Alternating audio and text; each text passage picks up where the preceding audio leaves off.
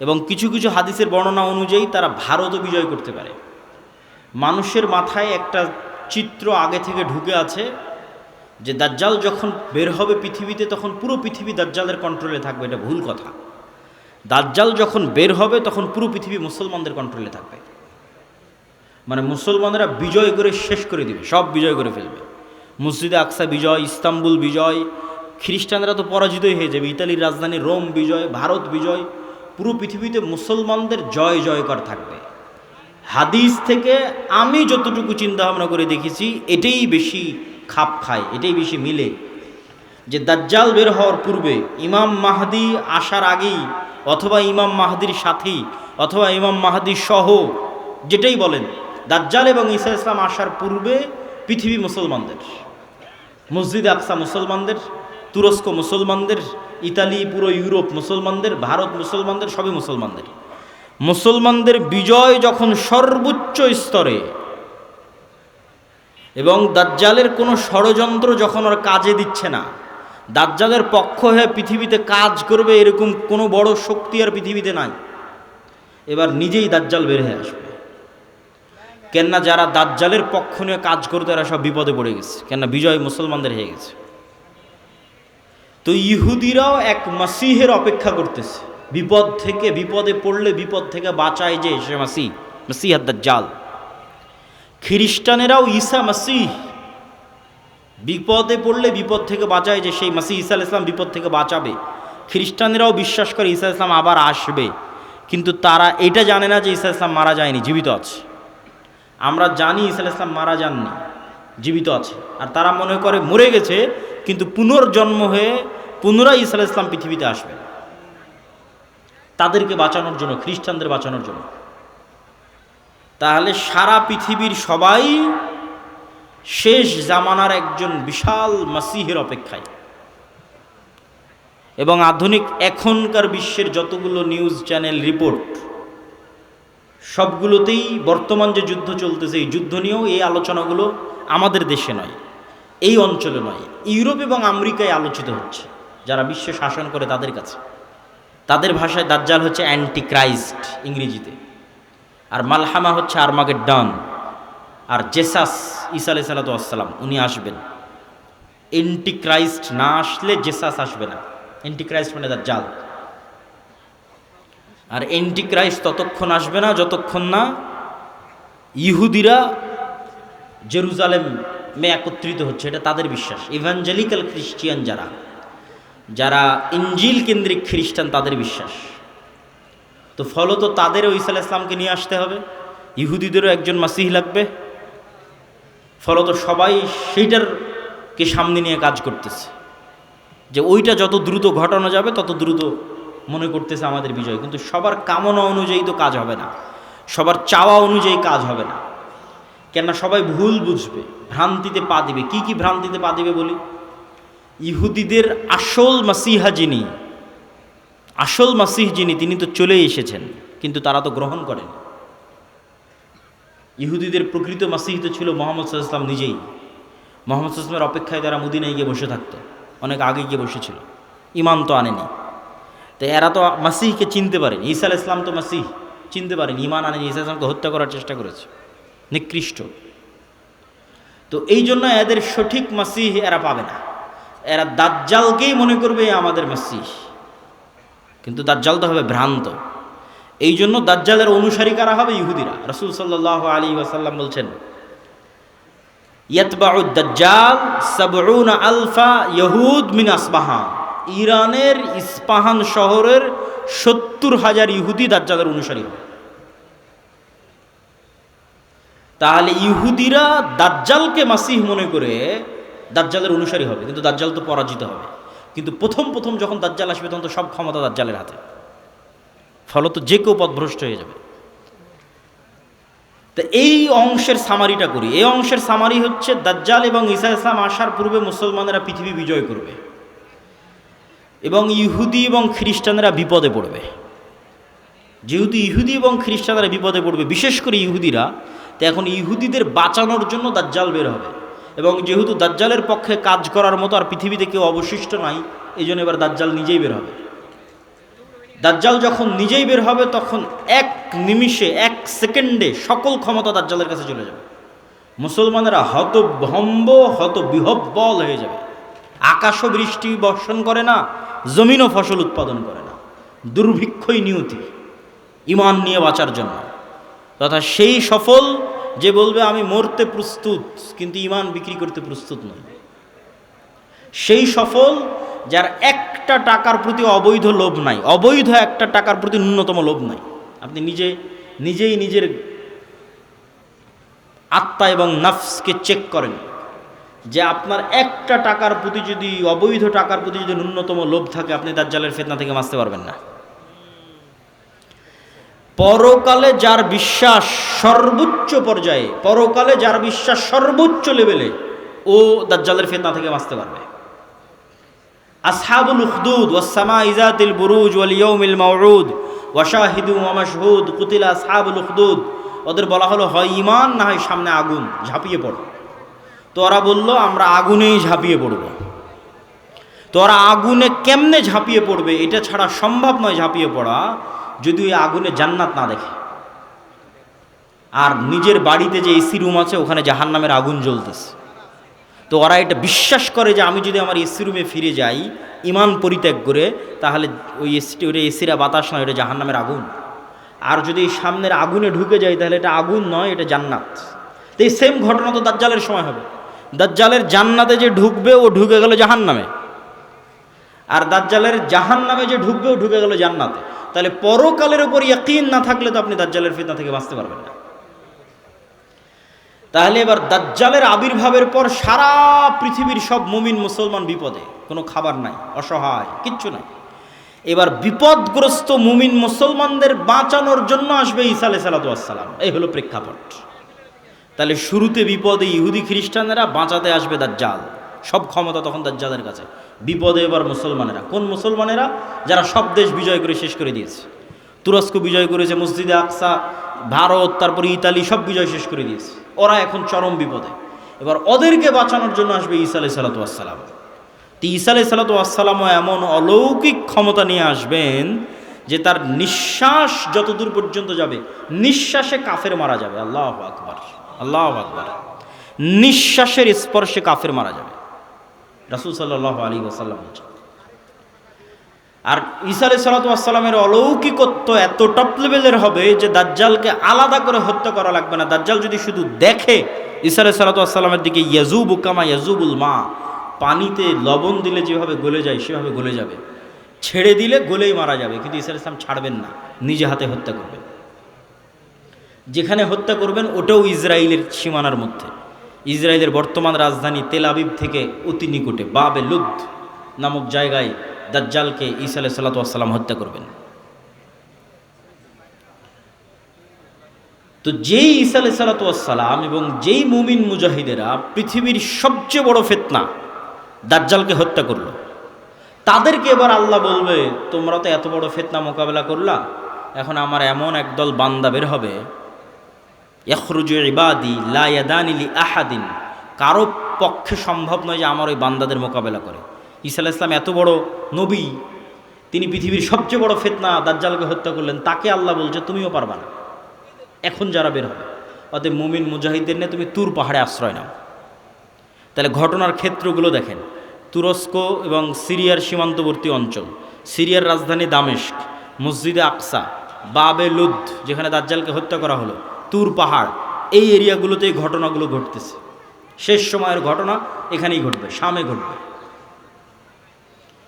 তো তুর পাহাড়ে আশ্রয় নেওয়ার পর কারা বের হবে? ইয়াজুজ আর মাজুজ। ইয়াজুজ মাজুজের সংখ্যা কত বেশি?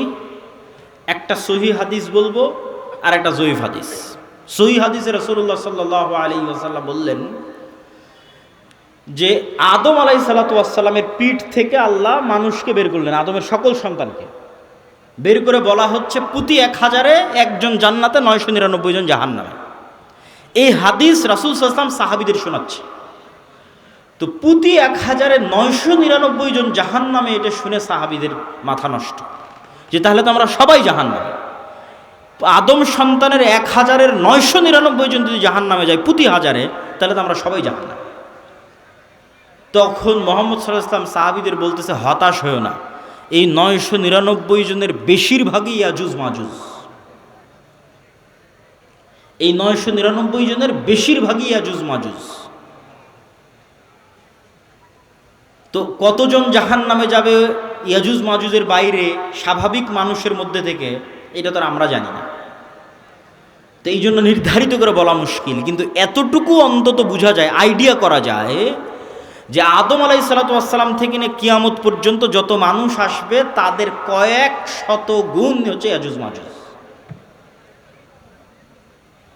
এই হাদিস থেকে অন্তত এতটুকু বোঝা যায় যে আদম থেকে নিয়ে কিয়ামত পর্যন্ত যত মানুষ আমরা হব, এত মানুষের কয়েক শতগুণ হচ্ছে ইয়াজুজ মাজুজ। আর জয়ীফ হাদিসটা কি? জয়ীফ হাদিসটা হচ্ছে যে ইয়াজুজ মাজুজের এক প্রজন্ম তার জীবদ্দশায় 1000 প্রজন্মকে দেখে। বুঝেন, আমরা মানুষ জীবদ্দশায় সর্বোচ্চ 2টা প্রজন্ম দেখি অথবা 3টা প্রজন্ম। আমি, আমার বাপ, আমার দাদা, আমার দাদা তার ছেলেকে দেখেছে, তার ছেলে আব্দুল্লাহকে দেখেছে, তাহলে 2 প্রজন্ম দেখেছে, দেখতেই দুনিয়া থেকে শেষ। তো ইয়াজুজ মাজুজের এক প্রজন্ম তাদের জীবদ্দশায় 1000 প্রজন্মকে দেখে।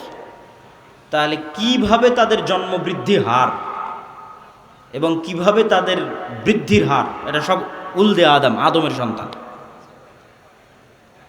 তো এরা পৃথিবীতে বের হয়ে সব পানি ফসল আদি যা আছে সব খেয়ে শেষ করবে, এবং তাদের এই ভয়ঙ্কর ভয়াবহতায় তুর পাহাড়ে ঈসা আলাইহিস সালাতু ওয়াস সালাম বিপদে মুমিন মুজাহিদদের নিয়ে, খাবার নাই, ওই সেম কষ্ট, দাজ্জাল থাকতে যে কষ্ট ছিল ওই কষ্ট। এখান থেকে আপনি আরেকটা জিনিস শিখেন যে আপনি কত বড় নবী, কত বড় উলিয়া, কত বড় মুজাহিদ, তাও আল্লাহ আপনাকে কিভাবে বিপদ দিয়ে পরীক্ষা করতেছে। কেমন বিপদ? এত বড় নবী, তাও খাবার নাই। যে নবী নিজে হাতে দাজ্জালকে হত্যা করেছে তার খাবার নাই, সে নবী এখন আল্লাহর কাছে কাঁদতেছে যে আল্লাহ এই বিপদ থেকে বাঁচান। তো এই জন্য সবসময় আল্লাহর সামনে নত, আল্লাহর সামনে সাহায্য, এটা ছাড়া কোনো রাস্তা নাই।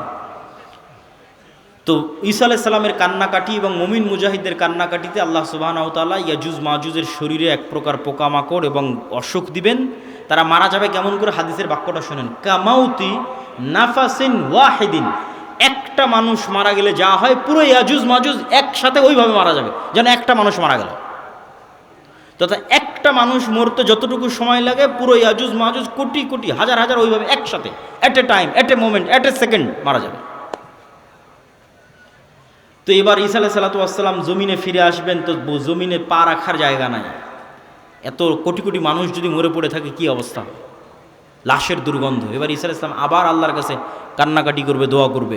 তখন আল্লাহ সুবহানাহু ওয়া তাআলা রাসূল সাল্লাল্লাহু আলাইহি ওয়াসাল্লামের ভাষা অনুযায়ী আনাকি ইবিলিল বুখত গোত্রের উটের কুঁজ যেমন উঁচু হয়, ওই রকম উঁচু কুঁজ বিশিষ্ট একদল পাখিকে পাঠাবেন, যেই পাখি হাজার হাজার কোটি কোটি লাখ লাখ লাশকে নিয়ে যে এমন জায়গায় ফেলে দিবে যেখানে মানুষ বসবাস করে না। উত্তর মেরু হোক, দক্ষিণ মেরু হোক, সাইবেরিয়া হোক, যেখানে হোক, আল্লাহ ভালো জানেন, যেখানে আল্লাহ বলবেন। তারপরে আসমান বৃষ্টি বর্ষণ করে এই জমিনকে পরিষ্কার করে দিবে। তারপরে ঈসা আলাইহিস সালাতু ওয়াস সালামের শাসন চলবে হাদিস অনুযায়ী 7 বছর, আর বাইবেলের বর্ণনা অনুযায়ী 1000 বছর। তো 7 বছর ঈসা আলাইহিস সালাতু ওয়াস সালামের এই শাসনে এতটা নিরাপত্তা এবং শান্তি বিরাজ করবে যে এতদিন যত যুদ্ধ বিগ্রহের সামগ্রী ছিল এগুলো কাজে লাগবে না, ওগুলো জ্বালিয়ে পুড়িয়ে দেওয়া ছাড়া কোনো কাজ নাই। আর এত বরকত আসমান এবং জমিন উন্মুক্ত করে দিবে যে একটা ডালিম একটা গ্রাম খাবে, একটা গাভীর দুধ একটা পুরো বংশ খাবে, এত বরকতে আল্লাহ পরিপূর্ণ করে দিবে।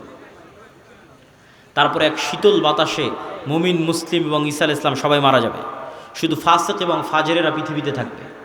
এবার যত হাদিস শুনেছেন এই ধরনের, যে পৃথিবীতে এমন একদিন আসবে যে কোরআন পড়ার কেউ থাকবে না, এখন সেগুলো আল্লাহ নাম নেওয়ার কেউ থাকবে না, এগুলো ঈসা আলাইহিস সালামের মরার পর। মানুষ জেনায় লিপ্ত হবে খোলা মাঠে কুকুর শ্রীগালের মতো, লজ্জা বুঝবে না, এগুলো ঈসা আলাইহিস সালামের আগে নয়। ঈসা আলাইহিস সালামের আগে কোরআন থাকবে, দিন থাকবে, এটা তো পূর্ণতায় পৌঁছে যাবে। এখন পতন দেখতে পাচ্ছেন, কিন্তু আল্লাহ মুতিম্মু নূরিহি আগেই বলে নিয়েছে আয়াতগুলো, এই দিন তো সারা পৃথিবী বিজয় করবে, আর এই বিজয় ধারা তো ঈসা আলাইহিস সালামের আসার আগেই শুরু হয়ে যাবে। তাহলে কিভাবে কোরআন হাদিস শেষ হবে? শেষ হবে না, এগুলো আরও বাড়বে। কিন্তু এটা শেষ যে হবে সেটা কখন? ঈসা আলাইহিস সালামের মরার পর। তখন আর নাই, তখন কোরআন নাই, হাদিস নাই, আল্লাহর নাম নাই, মানুষের লজ্জা উঠে যাবে। এই ফাসেক ফাজরের উপর আল্লাহ সুবহানাহু ওয়া তাআলা কিয়ামত কায়েম করবেন। প্রিয় উপস্থিতি, আমি আমার বক্তব্য দীর্ঘায়িত করতে চাই না। এই পুরো ঘটনা থেকে যা বড় মুনকিরে হাদিস দৌড়ায়, দুইটাই মুনকিরে হাদিসেরাও ভিডিওর পর ভিডিও দেয়, বলে যেটা কোরআনে না এটা বিশ্বাস করবে না। কোরআনে কিন্তু ইয়াজুজ মাজুজের কথা আছে, দাজ্জালের কথা নাই। বলে যেটা কোরআনে না এটা বিশ্বাস করবে না। আবার একদল নাস্তিক বলে যে এই পৃথিবীর স্যাটেলাইট ক্যামেরা সব আছে, কই তোমার দাজ্জাল, কই তোমার ইয়াজুজ মাজুজ। একটা ছোট্ট তথ্য দিয়ে রাখি, মানুষ মহাকাশ সম্পর্কে যা জানে এই মাটির নিচ সম্পর্কে তাও জানে না। এটা আমি কয়েকদিন আগে পড়াশোনা করতে গিয়ে দেখলাম যে মানুষ সারাদিন মহাকাশ নিয়ে গবেষণা করছে, চাঁদে যাবে, মঙ্গলে যাবে, কিন্তু মাটির নিচে মাত্র 12 কিলোমিটার পর্যন্ত মানুষ জানে, তারপরে আর জানে না। তাহলে এই পুরো পৃথিবী কত বড়! আপনি এখান থেকে 12 কিলোমিটার মাপেন, কত দূর হয় গাবতলী বাজার থেকে, তো মাটির নিচে মাত্র 12 কিলোমিটার পর্যন্ত আপনি জানেন, তার নিচে আর কেউ জানে না। পৃথিবীর বর্তমান কোনো বিজ্ঞানী নাই, কোনো বিজ্ঞান নাই, কেন ওই 12 কিলোমিটার পরে গবেষণা করার সক্ষমতাই নাই, কোনো যন্ত্র মেশিন পাঠানোর সক্ষমতাই নাই। তাহলে মাটির নিচের মাত্র 12 কিলোমিটার পর্যন্ত আপনি জ্ঞান রাখেন। আকাশে চন্দ্রে চলে গেছেন, গ্রহ মঙ্গল গ্রহে চলে গেছেন, সেটা ভিন্ন বিষয়, কিন্তু নিজের পায়ের নিচে এটাই জানেন না। এই যে বিশ্বের এই উন্নত বিজ্ঞানের সর্বোচ্চ শিখরে পৌঁছে মানুষ জানে না যে এই মাটির নিচে কি আছে। তাহলে কেমনে মানুষ দাবি করবে দাজ্জাল কোথায়, ইয়াজুজ মাজুজ কোথায়? এই দাবি করাই তো ভুয়া, পাগলামি। আরেকটা জিনিস দেখলাম, মহাসাগর সম্পর্কে মানুষ অজ্ঞ।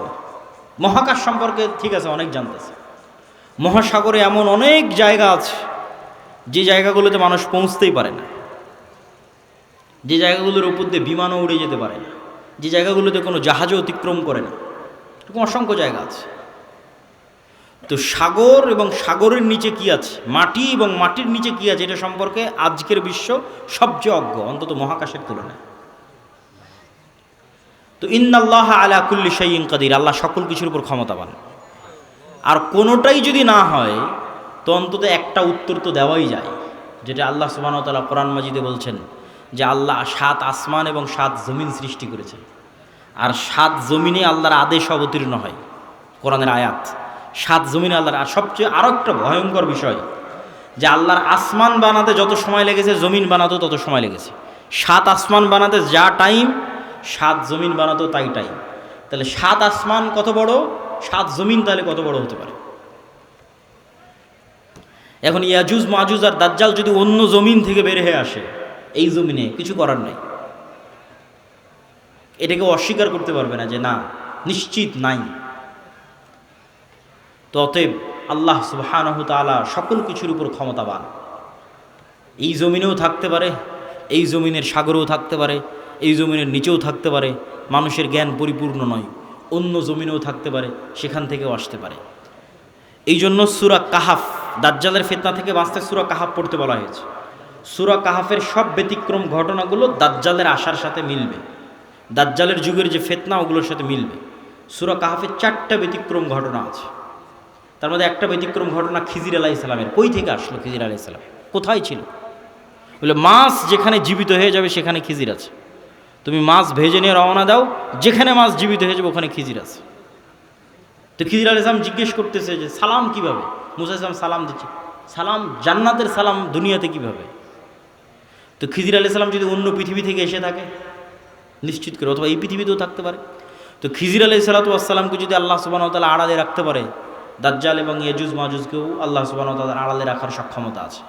তো ওই দাজ্জালের সময়ের ফিতনার সাথে এই সূরা কাহাফের ঘটনাগুলো মিলবে। আসহাবে কাহাফ, আসহাবে কাহাফের কথা বলতে গিয়ে আল্লাহ বলছেন ওহুম আইকাজ, তাদেরকে আমি ঘুমিয়ে রেখেছি, কিন্তু মানুষ দেখলে মনে করবে ওরা জেগে আছে। আপনি দেখলে মনে করবেন এই মানুষটা জেগে আছে, কিন্তু ওরা নিজেরাও বুঝতে পারছে ওরা ঘুমিয়ে আছে, আল্লাহও বলছেন ঘুমিয়ে আছে। এইভাবেই 309 বছর পার হয়ে গেছে। ওরা ঘুম থেকে উঠে মনে করছে যে কই, আমরা তো অল্প কিছুক্ষণ মনে হয় শুয়েছিলাম, ঘুমিয়েছিলাম, কিন্তু 300 বছর পার হয়ে গেছে। তো সময়ের যে আপেক্ষিকতা, এটার কন্ট্রোল আল্লাহর হাতে। এই আপেক্ষিকতার প্রভাবিত মানুষ দেখবে যে একদিন হয়ে যাবে 1 বছরের সমান। তো পৃথিবীতে অবশ্যই ব্যাপক কোনো পরিবর্তন ঘটবে, যেটার প্রভাবে 1 বছর, 1 মাস, 1 সপ্তাহ, সেটা কি আল্লাহ সুবহানাহু ওয়া তাআলা ভালো জানে। তো প্রিয় উপস্থিতি, এই 1 নাম্বার কর্তব্য কি, সংক্ষিপ্ত বক্তব্য শেষ করে দিচ্ছি, এগুলোর উপর ঈমান রাখা। 2 নাম্বার কি, যে কোনো মুহূর্তেই দাজ্জাল বের হতে পারে, যে কোনো মুহূর্তে কিয়ামত হতে পারে, কথা এটাই ঠিক। রাসূল সাল্লাল্লাহু আলাইহি ওয়াসাল্লাম আশঙ্কা করতেন দাজ্জাল মনে হয় এখনই বের হয়ে গেল। এরকম অনেকগুলো ঘটনা আছে হাদিসে। ইবনে সাইয়াদের ঘটনাগুলো বেশি, তার মধ্যে প্রসিদ্ধ। তো ফিতনা তো সবসময়ই চলছে। তো ফিতনার সময় আপনি বেঁচে থাকবেন, ঈমান নিয়ে বেঁচে থাকবেন, এটার দুইটা কাজ: পরকালের প্রতি সর্বোচ্চ জ্ঞান, সর্বোচ্চ ইয়াকিন, এবং অবৈধ এক টাকার উপরে, অবৈধ ধন সম্পদ ক্ষমতার উপর ন্যূনতম লোভ না থাকা। এবং সফলতা এটা নয় যে আপনি বাড়ি গাড়ি টাকা পয়সার মালিক হবেন, সফলতা এটা যে আপনি ঈমান এবং সালাত অবস্থায় পৃথিবী থেকে বিদায় নেবেন, এটাই সফলতা। তো আল্লাহ সুবহানাহু ওয়া তাআলা যেন আমাদের ঈমান অবস্থায়, সালাত অবস্থায় পৃথিবী থেকে বিদায় নেওয়ার তৌফিক দান করে, বলেন আল্লাহুম্মা আমিন। কেন কেন আমাদের ঈমান অবস্থায় বিদায় নিতে হবে? এত লম্বা ঘটনা বলে এই পুরো ঘটনার উপর একটু পানি দিয়ে দিয়ে একটা কথা বলে, সেটা হচ্ছে ঈসা আলাইহিস সালাম যখন আসবে, ইমাম মাহদি যখন আসবে, দাজ্জাল যখন আসবে, তখন কি নতুন কোনো দিন আসবে নাকি? নতুন কোনো কোরআন আসবে নাকি? নতুন কোনো হাদিস আসবে নাকি? কোরআন এবং হাদিস তো এইটাই যেটা এখন আছে। তাহলে সবচেয়ে বড় ঘটনা তো আগেই ঘটে গেছে, মুহাম্মদ সাল্লাল্লাহু আলাইহি ওয়াসাল্লামের আসা এবং কোরআনের প্রেরিত হওয়া। তাহলে ঈসা আলাইহিস সালাম যে কোরআনের উপর আমল করবেন ওটা আপনার কাছে আছে। ইমাম মাহদি যেই কোরআন দিয়ে রাষ্ট্র চালাবে ওটা আপনার কাছে আছে। আর দাজ্জাল যেই নবীকে মানতে বলতেছে ওই নবী চলে যাওয়ার 1400 বছর হয়ে গেছে। তাহলে কাজ আমাদের কাছে আছে। হ্যাঁ, ইমাম মাহদি যেই দিন আসবে সেই দিন আমি সব কিছু করবো, জি না, এটাতে প্রোডাক্টিভিটি নষ্ট হয়। এই জন্য আগেই বলেছি দাজ্জাল আসার আগেই মুসলমানেরা বিজয় করবে, এই জন্য প্রোডাক্টিভিটি বন্ধ করা যাবে না। কেন আসল কাজ তো আমাদের কাছে আছেই, নতুন করে তো আর কিছু আসবে না। ঈসা আলাইহিস সালাম তো নতুন কোরআন আনবেন না, এই কোরআন তো আমার কাছে আছে। ইমাম মাহদি তো আর নতুন হাদিস নিয়ে আসবে না, হাদিস তো এটাই, তো ওটা তো আমাদের কাছে আছে। তাহলে কাজ তো আমাদের কাছে আছে। আরও একটা কি মাথায় নিয়ে উঠে যাবেন, মানুষের মৃত্যু কিয়ামত, কিয়ামত আমার মরে যাওয়াই আমার কিয়ামত। কেন আমি তো পরকালের জগতে ঢুকে গেছি, কবর, বারজাখ, আমার মৃত্যুর মাধ্যমে আমি পরকালের জগতে ঢুকে গেলাম। তাহলে আমার কিয়ামত তো আগেই হয়ে গেল, দাজ্জাল আসার আগেই কিয়ামত হয়ে গেল আমার। তাহলে আমার মৃত্যু যেহেতু আমার দোরগড়ায়, তাহলে দাজ্জাল কখন আসলো, মাহদি কখন আসলো, সেটার প্রতি ধর্তব্য না করে ওই যুগেও যেই কোরআনের উপর আমল হবে, যেই কোরআন দিয়ে বাঁচা যাবে, সেই কোরআন আমার কাছে আছে। তাহলে এখন আপনার কাজ কি? আপনার নিজের মৃত্যুর প্রস্তুতি নেওয়া, আর আপনার সামনে যে কোরআন আছে, যেটা সবচেয়ে বড় ঘটনা, দাজ্জালের চেয়েও বড় ঘটনা, মাহদি ঈসার চেয়েও বড় ঘটনা, কোরআনের প্রেরিত হবে, এইটার উপর আমল করা, পড়া, হাদিস পড়া এবং আমল করা। এবং ইমানের উপর মৃত্যু, সালাতের উপর মৃত্যু, এটা অতীত যুগের সব নবী রাসূলের শিক্ষা। আল্লাহ সুবহানাহু ওয়া তাআলা আমাদের তৌফিক দান করুক, আল্লাহুম্মা আমিন। বক্তব্যের শেষে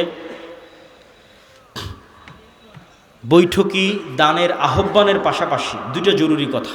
এই যে ভাইয়েরা যারা মক্তব পরিচালনা করে গাবতলী শাখায়, আপনারা আমাদের মক্তব অলিম্পিয়াড দেখেছেন এনটিভিতে, বিশাল আয়োজন, সারা দেশে প্রায় 7 শতাধিক মক্তব আমাদের অধীনে ট্রেনিং করা আছে।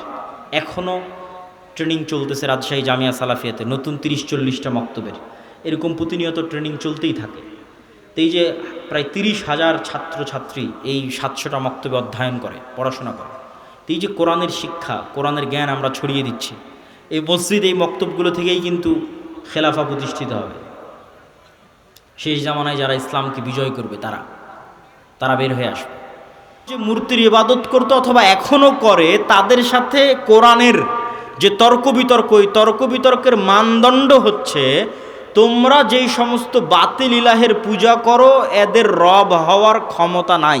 রব হওয়ার ক্ষমতা নাই মানে কথা বলার ক্ষমতা নাই, শোনার ক্ষমতা নাই, দেখার ক্ষমতা নাই, সৃষ্টির ক্ষমতা নাই। এরা একটা মাছি বানাতে পারবে না, মশা বানাতে পারবে না, এরা একটা খেজুরের বিচির দানার উপরের যে পাতলা আবরণ থাকে ওটার পর্যন্ত এরা মালিক নয়। তাহলে যে রব নয়, ও ইবাদতের যোগ্য কেমনে হয়? রব তো আমি, আসমান জমিন আমি বানিয়েছি, সূর্য চন্দ্র আমি বানিয়েছি, ইবাদত আমার করো, এই দিয়ে কোরআন পরিপূর্ণ। এটা মানুষের বুঝতে সহজ যে এর ক্ষমতা নাই, কেন এর ইবাদত করব। কিন্তু এই কনটেক্সট অচল হয়ে যাবে যখন দাজ্জাল আসবে।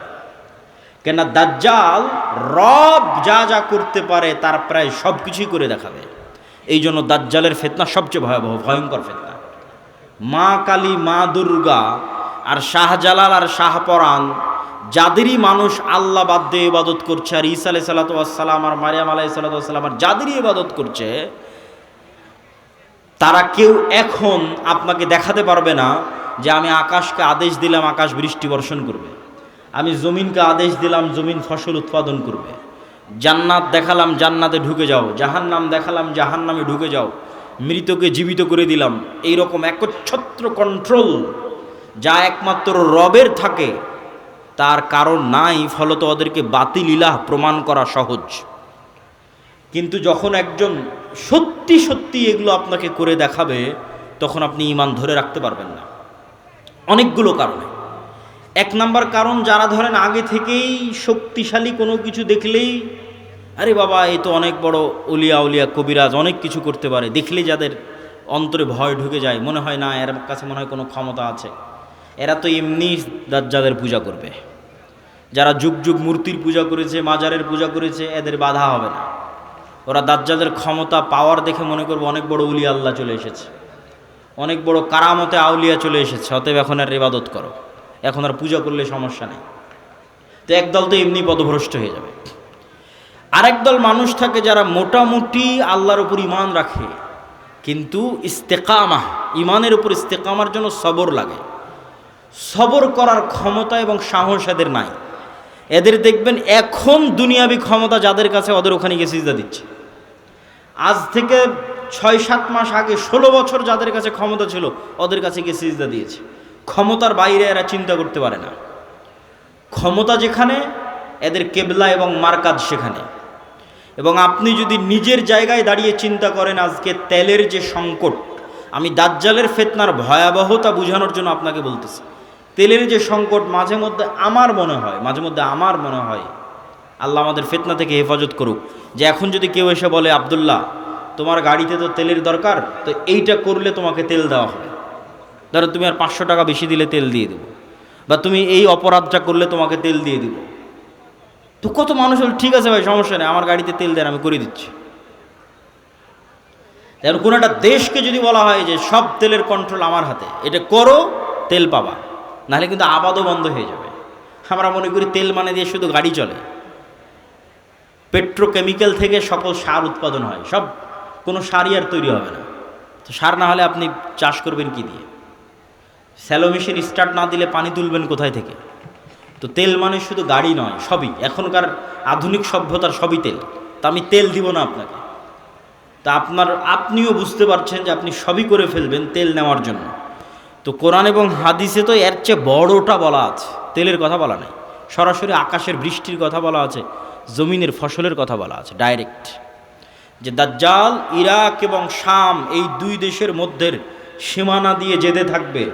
কোনো এক নগরীর মানুষের কাছে এসে বলবে এই তোমরা আমার উপর ঈমান আনছো, তারা বলবে জি জাহাপনা, জি প্রভু আপনার উপর ঈমান আনলাম।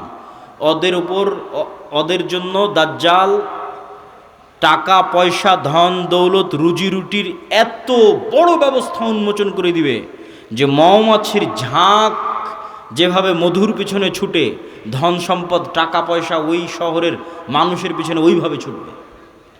এবার অতিক্রম হতে হতে আর এক শহরে আসবে, সেই শহরের মানুষকে বলবে আমার উপর ঈমান আনয়ন করছো, তারা বলবে না আমরা রব্বুল আলামিনের উপর ঈমান রাখি। দাজ্জাল বলবে আকাশ এখানে বৃষ্টি বর্ষণ বন্ধ করে দাও, জমিন এখানে ফসল উৎপাদন বন্ধ করে দাও, খাবার দাবার বন্ধ, টাকা পয়সা বন্ধ, সকল কিছু বন্ধ, মোবাইল বন্ধ, ইন্টারনেট বন্ধ। আজকের যুগে যদি কল্পনা করেন, এখনই আপনি ঈমান ধরে রাখতে পারবেন না, যখন ঘটবে তখনকার কথা তো বহু পরে। তো শাম অঞ্চলের মানুষেরা না খেতে পেয়ে ধনুক চাবিয়ে খাবে, তীর চাবিয়ে খাবে। তীর তো খাওয়ার জিনিস না, ধনুক তো খাওয়ার জিনিস নয়, কিন্তু গাছের পাতাও যেহেতু উৎপন্ন হবে না তো কি খাবে? গাছের পাতাও তো উৎপন্ন হবে না। তো এ হলো দাজ্জালের ফিতনা, পৃথিবীর সবচেয়ে ভয়ঙ্কর এবং ভয়াবহ ফিতনা। দাজ্জালের ফিতনা সম্পর্কে বলতে গিয়ে দুইটা হাদিস না বললেই নয়। একটা হাদিসে রাসূলুল্লাহ সাল্লাল্লাহু আলাইহি ওয়াসাল্লাম বলছেন যে দাজ্জাল পৃথিবীতে 40 দিন সফর করবে। 40 দিনের প্রথম দিন হবে 1 বছর, দ্বিতীয় দিন হবে 1 মাস, তৃতীয় দিন হবে 1 সপ্তাহ। আর দাজ্জালের গতি হবে কাগাইসিন ইস্তাদবারাত হুররিহ, এমন মেঘমালা যেই মেঘমালাকে ঝড়ো বাতাস উড়িয়ে নিয়ে যাচ্ছে। এই যে কয়দিন পরে কালবৈশাখী ঝড় হবে, আকাশে তাকিয়ে দেখবেন ঝড়ের সময় মেঘ কত দ্রুত চলে। তো ঝড়ের বাতাসে যে মেঘ খুব দ্রুত চলে, এরকম দ্রুত গতি হবে দাজ্জালের। তো আল্লাহর নবী মেঘের সাথেও তুলনা দিয়েছেন। এখন যন্ত্র দিয়ে মেঘের মতো আকাশে উড়বে না দাজ্জাল নিজেই আকাশে উড়বে, আল্লাহু আলাম, আল্লাহ সুবহানাহু ওয়া তাআলা ভালো জানেন। কিন্তু দাজ্জালের আগমনে পৃথিবীতে এত ব্যাপক বৈপ্লবিক পরিবর্তন হবে যে পৃথিবীর দিন 1 বছরের সমান হয়ে যাবে। এটা হঠাৎ করে আল্লাহর আদেশে কোনো কারণ ছাড়াই আল্লাহ বলবেন দিন এখন তুমি 1 বছরের সমান হও, এরকম নয়। আল্লাহ লাতিফ, প্রত্যেকটা জিনিস ঘটনা পরম্পরায় হয়, মানুষ দেখবে এটা স্বাভাবিক। তথা এই ভূমণ্ডল, নভমণ্ডল, সৌরজগতে এমন বৈপ্লবিক কোনো পরিবর্তন হবে, অথবা এই পৃথিবীতে এমন বৈপ্লবিক কোনো পরিবর্তন হবে, অথবা সূর্য এবং চন্দ্রের বর্তমান ঘূর্ণায়মান প্রক্রিয়ায় এমন বড় বৈপ্লবিক পরিবর্তন হবে যেটা স্বাভাবিক হতে সময় লাগবে। একদিন হবে 1 বছর, তারপরের একদিন হবে 1 মাস, তারপরের একদিন হবে 1 সপ্তাহ, তারপরে স্বাভাবিক। ওইটার আগে কিছু একটা ঘটবে। দাজ্জালের আগমনই ওই রকম ভয়ঙ্কর এবং ব্যতিক্রম হবে। আল্লাহু আলাম সেটা কি হবে। দাজ্জালের বিষয়ে আরেকটি হাদিসে রাসূলুল্লাহ সাল্লাল্লাহু আলাইহি ওয়াসাল্লাম, যেটা তামিম আদ-দারির হাদিস, যারা 30 দিন সমুদ্রে লাইবা বিহিমুল মাউজ শাহরান কামিলান, সমুদ্রের ঝড়ো বাতাস এবং ঢেউ 1 মাস যাবৎ তাদেরকে কোথায় নিয়ে গেছে কোনো কন্ট্রোল ছিল না নৌকার উপর। এক দ্বীপে গিয়ে যখন নৌকা ঠেকলো তখন দেখছে একটা প্রাণী, জীবজন্তু, জানোয়ার, গরু ছাগল মহিষ যেমন জীবজন্তু জানোয়ার, এরকম জীবজন্তু জানোয়ার যার মুখ এবং পা সব এত বিশাল লোমে ঢাকা যে কোনটা মুখ আর কোনটা পিছন এটা বোঝা যাচ্ছে না, এই জানোয়ার কথা বলতেছে। তো মানুষ তো কোনোদিন দেখেনি, মানুষ ছাড়া আর পৃথিবীর কোনো জীবজন্তু জানোয়ারকে কথা বলতে। তো আরবের ওই মানুষেরা এই জানোয়ারকে কথা বলতে দেখে মনে করেছে এটা জিন, শয়তান, কিন্তু ও কিন্তু জীবজন্তু জানোয়ার। ও বলছে আনাল জাসসাস, আমি গোয়েন্দা, একটা মানুষ তোমাদের সাথে সাক্ষাতের অপেক্ষা করছে, এদিকে যাও। তো তামিম আদ-দারি বলছে আমরা যখন ওই মানুষের কাছে গেলাম, বিশাল দেহের মানুষ, এত বিশাল দেহের মানুষ আগে কোনোদিন কখনো দেখিনি। তো দাজ্জালের বিশাল দেহের হওয়াটা কি ব্যতিক্রম কিছু? ব্যতিক্রম কিছু নয়। আমরা এখন 5 ফিট 5 ইঞ্চি 6 ফুট হয়ে গেছি, কিন্তু আদি পিতা আদম আলাইহিস সালাম তো আর 5 ফিট ছিলেন না। আদম আলাইহিস সালাম ছিলেন 60 দেরা, 60 হাত, 60 গজ, 40 মিটার, প্রায় 10 তলা 15 তলার সমান উঁচু। তাহলে এখন যদি আদম আলাইহিস সালাম আমার সামনে উপস্থিত হয়, তাহলে আমি তো আশ্চর্য হয়ে যাবো, কারণ এই বিশাল দেহের মানুষ তো আমি কোনোদিন দেখিনি। তাহলে দাজ্জাল বিশাল দেহের হবে, এটা ব্যতিক্রম নয়, কেননা দাজ্জাল তো আদমেরই সন্তান, মিন উলদে আদম, আদমের সন্তান। তো তার হাত, তার হাঁটু এবং তার কাঁধ এমন শক্ত করে বাঁধা আছে। আমরা তাকে জিজ্ঞেস করলাম তুমি কে? সে বলে আমার পরিচয় তোমরা জানবেই, তোমরা বলো তোমরা কারা। তা আমরা আমাদের পুরো ঘটনা বললাম। এবার দাজ্জাল 4টা প্রশ্ন করেছে। নাখাল বাইসান, আইনে জোগার, বহাইরা তাবারিয়া, নাবিয়ুল উম্মিয়িন। বহাইরা তাবারিয়া, sea of Galilee, lake of Tiberias. নাখলে বাইসান, বাইত শিয়ান। আর আইনে জোগার, স্প্রিং অফ জোয়ার।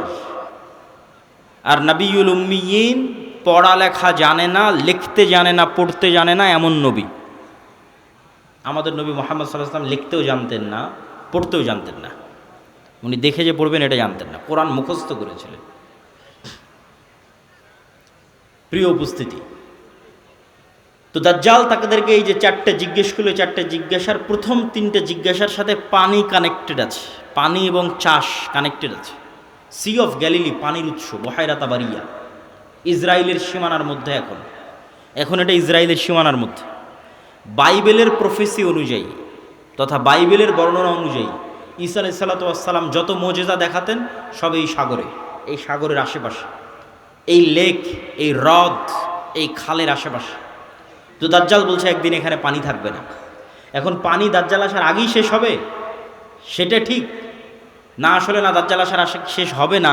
কেন আর এক হাদিসে বলতেছে ইয়াজুজ মাজুজ যখন বের হবে তখন ওরা বহাইরা তাবারিয়ার পানি খেয়ে শেষ করে দিবে।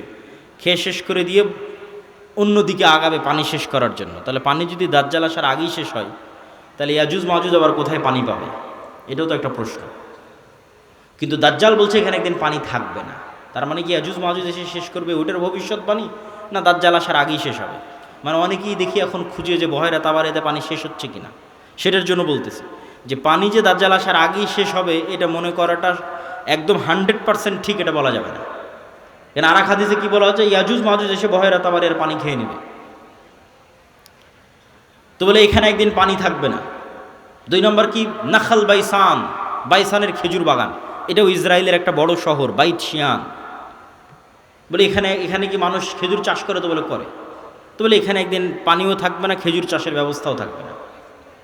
তার বলে আইনে জোগার, স্প্রিং অফ জোয়ার, এটার বর্ণনাও বাইবেলে আছে। আগের যেমন বহেরা তাবারিয়ার বর্ণনাও বাইবেলে আছে, এই আইনে জোগার, স্প্রিং অফ জোয়ার, এটার বর্ণনাও বাইবেলে আছে। কি হিসেবে আছে? লূত আলাইহিস সালাতু ওয়াস সালাম যেখানে ছিলেন ওই শহরটা যখন আল্লাহ ধ্বংস করে দিলেন, যে লূত আলাইহিস সালাতু ওয়াস সালামকে যেখানে তিনি আশ্রয় দিলেন সেখানে তার জন্য পানির ব্যবস্থা, অথবা যে জায়গায় তিনি আশ্রয় নিয়েছিলেন সেই জায়গা হচ্ছে স্প্রিং অফ জোয়ার। এই জন্য ওই বহায়রা তাবারিয়ার স্প্রিং অফ জোয়ার, আইনে জোগার, এই দুটেই খ্রিস্টানেরা ব্যাপক হারে দেখতে যায়, ভিজিট করতে যায়। তো এখান থেকে আমাদের জানার বিষয় কি, এই হাদিস থেকে জানার বিষয় হচ্ছে দাজ্জাল প্রশ্ন করেছে একটা নির্দিষ্ট জায়গায়, যার প্রত্যেকটা এরিয়া 30-40 কিলোমিটারের মধ্যে। এই বহায়রা তাবারিয়া বলেন, আইনে জোগার বলেন, নাখাল বাইসান বলেন, এই বগুড়া জেলার মধ্যেই, মানে একটা সেম এরিয়ার মধ্যেই।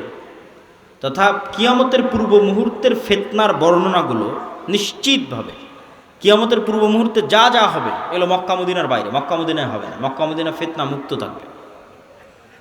কোথায় হবে তাহলে? সিরিয়াতে, শাম। শাম মানে আগে ফিলিস্তিনি বোঝানো হতো, শাম মানে আগে মসজিদে আকসাই বোঝানো হতো। শাম মানে আজকের শাম নয়, তথা মসজিদে আকসা এবং এর আশেপাশের অঞ্চল যেগুলোতে এখন ইসরায়েল, ফিলিস্তিন, জর্ডান, এই যে অঞ্চলগুলো এবং এখনকার যে সিরিয়া, সব কিছু এই অঞ্চলে হবে। দাজ্জালের এই সংক্ষিপ্ত বর্ণনা এবং দাজ্জালের ফিতনার এই সংক্ষিপ্ত বর্ণনার পরে কি হবে? ওই যে মুজাহিদ বাহিনী যারা দাজ্জালের মিথ্যে সংবাদ শুনে এবার দেমাশকে ফিরে আসবে, যুদ্ধ বিজয় অভিযান বাদ, কেন এটা ভয়ঙ্কর ফিতনা। এই ভয়ে দাজ্জাল আসলে বের হয়েছে কিনা, যুদ্ধ বাদ দিয়ে সবাই ফিরে আসবে তাদের যেটা সেন্টার, তাদের সেন্টার দামেস্ক। যুদ্ধ যদি রোম পর্যন্ত গিয়ে থাকে, ইতালির রাজধানী, ওখান থেকেও ফিরে দামেস্কে আসবে। যদি তুরস্কের রাজধানী ইস্তাম্বুল পর্যন্ত গিয়ে থাকে, ওখান থেকে ফিরে দামেস্কে আসবে। এবার দামেস্কে আসতে আসতে সত্যি দাজ্জাল বের হয়ে যাবে। এবার রিয়ালি প্রকৃত অর্থে দাজ্জাল বের হয়ে গেছে, এবং দাজ্জাল বের হওয়া মাত্রই সকল ক্ষমতা দাজ্জালের কাছে চলে যাবে। এটার বিবরণ আরেকটু পরে দিব, এখানে এটা শেষ করে নিই। তো দাজ্জাল বের হয়ে যাবে। এই দামেস্কের মসজিদে ফজরের সালাতে যখন জামাত হবে, তখন এবার ঈসা আলাইহিস সালাতু ওয়াস সালাম অবতীর্ণ হবেন। কেননা দাজ্জালের ফিতনা যেই লেভেলের অলৌকিক, ওইটা মোকাবেলা করার জন্য ওই লেভেলের অলৌকিক লাগবে। তথা দাজ্জালের এই ফিতনা মোকাবেলা ওই মুজাহিদরাও করতে পারবে না যারা ইস্তাম্বুল বিজয় করেছে, রোম বিজয় করেছে।